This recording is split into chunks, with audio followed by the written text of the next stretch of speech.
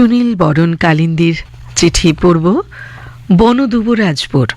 হ্যাঁ, বনদুবরাজপুর বাঁকুড়া থেকে লিখছেন আপনি।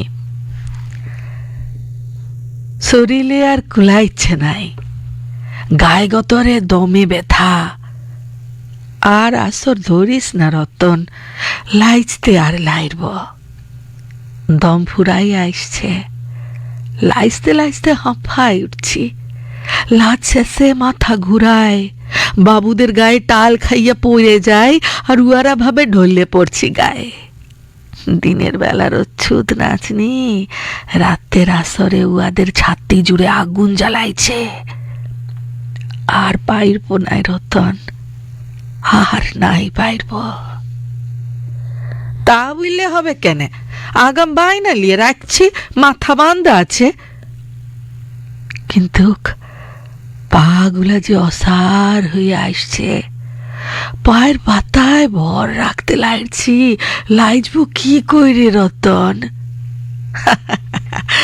তোর লাচ্চাই তো আসর মাত, তুই তো গরিবের মাধুরী দীক্ষিত আছিস।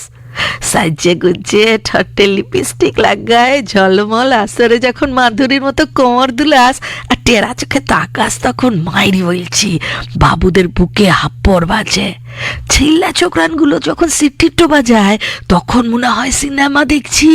ইয়ার লগেই তো তোর এত কদর, তুই তো তখন সিনেমার হিরোইন, লাইট ক্যামেরা অ্যাকশন। জীবনটা সিনেমা লয় রে রতন, সিনেমা লয়। বাস্তব বড়ই কঠিন, একবার তাল কাটলেই। তা কি করবি? না নাচলে না খাইয়ে মরবি।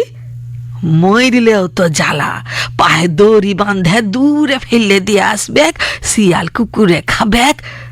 তার চাইতে লাইতে লাইতে ভরা আসরেই দেহ রাখ কেনে। রসিকের কথা মনে ধরেছে নাচনির।